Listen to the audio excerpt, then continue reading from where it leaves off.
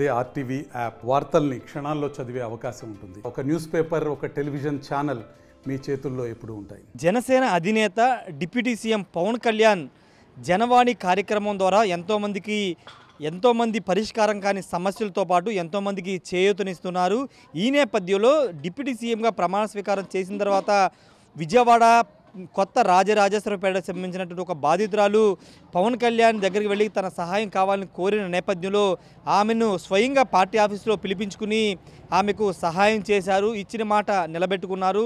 ప్రస్తుతం విజయవాడ కొత్త రాజరాజేశ్వరపేటలో నేను ఉన్నాను. పవన్ కళ్యాణ్ సహాయంతో ఒక కుటుంబం ప్రస్తుతం ఒక బతకడానికి అవకాశం కల్పించారు. ఇక్కడ కొత్త రాజేశ్వరపేటలో పవన్ కళ్యాణ్ కలిసినటువంటి కరుణ అనే ఒక మహిళ తన పిల్లలతో పవన్ కళ్యాణ్ కలిసిన తర్వాత ఆయన ఏం సహాయం కావాలని కోరిన నేపథ్యంలో ఎలా ఏదైనా షాప్ పెట్టించమని అడిగితే వెంటనే పార్టీ నాయకుల్ని ఆదేశించి పార్టీ ఇక్కడ ఆమెకు ఒక భరోసా కల్పిస్తూ ఒక షాపు రైస్తో పాటు కూరగాయల షాప్ను అయితే పెట్టించారు. 3 రోజుల కిందట ఈ షాప్ అయితే ప్రారంభించారు.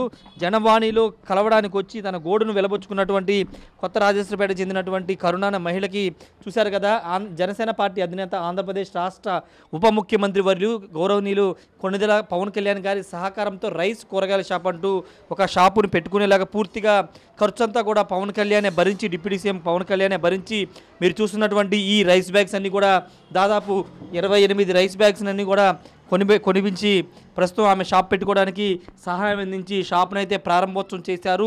ఇచ్చిన మాట నిలబెట్టుకున్న పవన్ కళ్యాణ్ పట్ల వీళ్ళందరూ హర్షం వ్యక్తం చేస్తున్నారు. రైస్ బ్యాగ్స్తో పాటు ఇక్కడ మనకి ఆయిల్ ప్యాకెట్స్ కూడా వాళ్ళు ఇవ్వడం జరిగింది. ఒక్కసారి షాపులో పవన్ కళ్యాణ్ ఫోటోని అంటే ఆ కుటుంబానికి ఆదరణ కల్పిస్తూ ఒక షాపును పెట్టుకోవడానికి సహాయం చేసినటువంటి శ్రీ కొణిదెల పవన్ కళ్యాణ్ గారంటూ ఒక ఫోటోను కూడా ఆ మహిళ పెట్టుకున్నారు. ప్రస్తుతం 3 రోజుల నుండి షాపు బాగానే రన్ అవుతుందని చెప్తూ ఉన్నారు.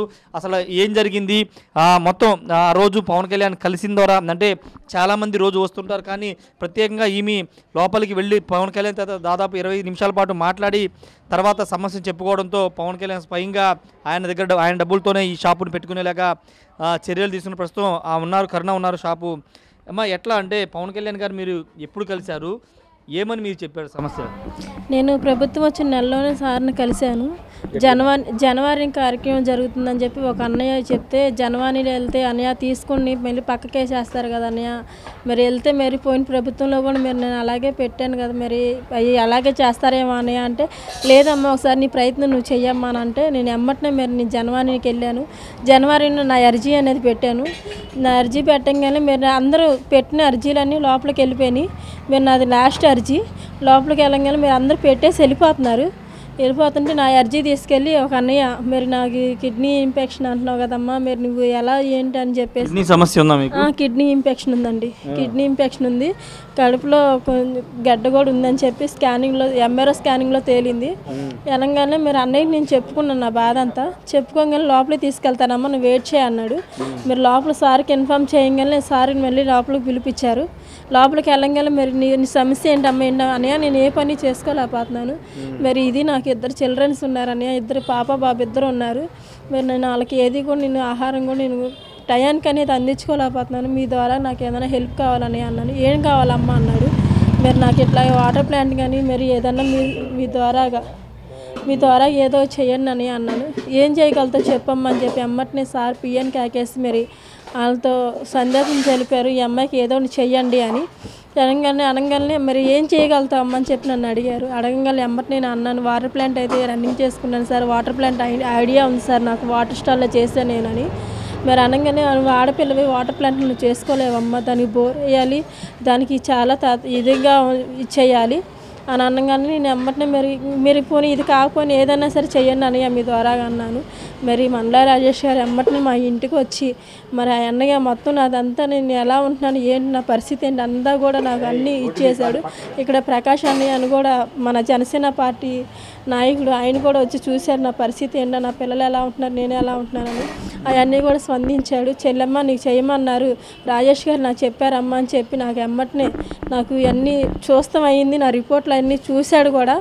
చూసి కూడా సరేనమ్మా నీకు చేస్తాను, నువ్వు ఇంటికాడ ఉండి నువ్వు జీవనాధం చేసుకుంటా, నువ్వు హాస్పిటల్లో కూడా చూపించుకోమ్మా అని చెప్పేసి మాట్లాడారు. మరి అమ్మటనే మీరు నాకు మన ప్రభుత్వం వచ్చి 6 నెలలు అవుతుందండి. మీరు 6 నెలల తర్వాత మీరు నా అర్జీ మరి అన్నీ చదివి అన్నీ చేసిన తర్వాత నా ఎంక్వైరీ అన్నీ అయిన తర్వాత మీరు నాకు షాప్ ఒకటి తీసి 3 నెలలు రెంట్ పే చేశారు. రెంట్ పే చేసి తర్వాత మంత్లీ నుంచి నువ్వే కట్టుకోమ్మని చెప్పి మరి నా కూరగాయలను 28 బియ్యం బస్తాలు వేస్తాం జరిగింది. మరి అన్నయ్యకి ఆయిల్ ప్యాకెట్లు నాకు 13 ప్యాకెట్లు ఆయిల్ ప్యాకెట్లను 28 బియ్యం బస్తాలు వేస్తాం జరిగింది. కొట్టు అట్లా రన్నింగ్ చేసుకోమ్మా అని చెప్పి మరి నేనైతే అనుకుంటుండే కొంచెం నిండుగా కొంచెం సరిగేస్తారేమో అని కొంచెం ఆశగా ఉంది నాకు. ఇంకా కొంచెం నన్ను ఇంకా అందించి పవన్ కళ్యాణ్ సార్ కొంచెం నన్ను కొంచెం అదుపులో కొంచెం పెట్టుకొని నాకు ఇంకా ఏమైనా హెల్ప్ ఏమైనా చేయగలిగితే కొంచెం అన్నయ్యకి ఇంకా నేను రుణపడి ఉంటాను. అది నేను ఎక్కడింతవరకు ఎలాగమ్మా అంటే చాలామంది నాయకులు మీకు హామీలు ఇస్తూ ఉంటారు. హామీలు ఇచ్చి ఎవరు తర్వాత ఎన్నికలు అయిపోయిన తర్వాత ఎవరు పట్టించుకోరు. కానీ పవన్ కళ్యాణ్ గారు మిమ్మల్ని కలిసిన తర్వాత మీ బాధలు విని స్వయంగా ఆయన మీకు సహాయం చేయడం ఏమనిపిస్తుంది? చాలా సంతోషంగా ఉందండి. ఎవరు కూడా అసలు కనీసం ఎమ్మెల్యే అంత వాళ్ళని కలుస్తాను కూడా చాలా కష్టం. ఒక మహిళ అనేది ఒక ఎవరైనా సరే కింద స్థాయి వాళ్ళని పై స్థాయి వాళ్ళని కలిసి చాలా కష్టం. కానీ అన్నయ్య అలా కాదు. నన్ను పవన్ అన్నయ్య నన్ను అసలు ఒక చెల్లిలాగా నన్ను ఆదరించి నువ్వు చైర్లో కూర్చోమని చెప్పి అన్నయ్య నుంచొని మాట్లాడితే నాకు ఎంతో సంతోషం వేసింది. నేను అన్నయ్యని చూసి ముందు నేను భయపడిపోతున్నాను. అసలు ఏం మాట్లాడాలి ఏంటని చెప్పి నాకు అప్పటికి ఏం అర్థం కాలేదు. అయినా సరే నన్ను వాళ్ళ ఇంట్లో మనిషిలాగా మాట్లాడినప్పుడు నాకు చాలా సంతోషం వేసింది. వాళ్ళ అన్నయ్యకి చెప్పుకున్న నా బాధ అంతా. కానీ అమ్మటినే స్పందించినందుకు నేను అన్నయ్యకి ఎప్పుడు రుణపడి ఉంటాను. అన్న నువ్వు ఎప్పుడు కూడా నేను నా జన్మంతా నేను చచ్చిపోయేంత కాలం కూడా నా ఊపిరి పోయినంతసేపు కూడా నేను అన్నయ్యకి మాత్రం నేను రుణపడి ఉంటాను. జై పవన్ అన్న, జై జై పవన్ అన్న.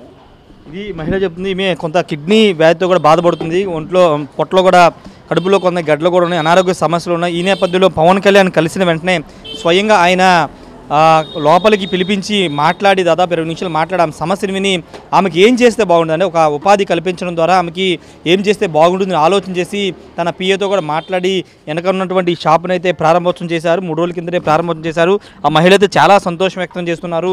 జీవితాంతం పవన్ కళ్యాణ్కి రుణపడి ఉంటానని చెప్తున్నారు. ఎందుకంటే తన కుటుంబం బతకడానికి ఒక భరోసా దారి చూపించారు. తాను ఎక్కడ అంటే పని చేయలేని పరిస్థితి ఉంది కాబట్టి ఒక ఉపాధి కల్పించాలని చెప్పిన నేపథ్యంలో అక్కడ ప్రస్తుతం ఈ షాప్ అయితే పెట్టడం జరిగింది. ఒకసారి మనం చూస్తున్న షాప్ కూడా కూరగాయలు అవన్నీ కూడా రన్ చేస్తున్నారు. కూరగాయలతో పాటు ఆయిల్ ప్యాకెట్లు అదేవిధంగా రైస్ ప్యాకెట్లు పెట్టారు. కొంతమంది చూస్తున్నాం కదా షాపులో వచ్చి కూరగాయలు కూడా కొనుగోలు చేస్తూ ఉన్నారు. దీని ద్వారా ఆమెకి ఉపాధి లభించి ఆ కుటుంబం ఒక దారి కనిపించినట్టు అయింది. ఖచ్చితంగా పవన్ కళ్యాణ్ జనవాణి పెట్టినటువంటి ఉద్దేశం నెరవేరుతుందని జనసేన పార్టీ నేతలందరూ చెప్తూ ఉన్నారు. ప్రజా సమస్యలు అంటే అధికారంలో లేనప్పుడు కాదు, అధికారం వచ్చిన తర్వాత కూడా ప్రజల వెంట నడిచి ప్రజా సమస్యలు పరిష్కరించడంతో పాటు ఇలా మహిళలకి ఇచ్చిన మాట ప్రకారం వెంటనే ఇలా ఉపాధి కల్పించడం సంతోషంగా ఉందని చెప్తున్నారు. ఏదేమైనప్పటికీ ప్రస్తుతం పవన్ కళ్యాణ్ చేసినటువంటి ఈ సహాయం, మహిళ చేసే సహాయం అందరూ చర్చించుకుంటున్నారు. ముఖ్యంగా జనవాణి కార్యక్రమంలో వచ్చిన ఒక అర్జీ ద్వారా వచ్చిన సమాచారం తెలుసుకుని లోపల పిలిపించుకుని ఆ మహిళకు ఒక షాప్ పెట్టిన ఆయన డబ్బులతోనే ఒక షాప్ పెట్టించి ఇప్పుడు ఓ మహిళతో పాటు ఆమె కుటుంబానికి అండగా నిలిచిన పవన్ కళ్యాణ్కి జీవితాంతం రుణపడి ఉంటామని ఆ కుటుంబ సభ్యులైతే చెప్తున్నారు. Camera person శ్రీనివాస్తో Rayesh TV Vijayawada నుండి. మరిన్ని వీడియోస్ కోసం ఛానల్ ని సబ్స్క్రైబ్ చేయండి. లేటెస్ట్ అప్డేట్స్ కోసం వాట్సాప్ ఛానల్ ని ఫాలో అవ్వండి. ఆ లింక్ డిస్క్రిప్షన్ లో ఉంది.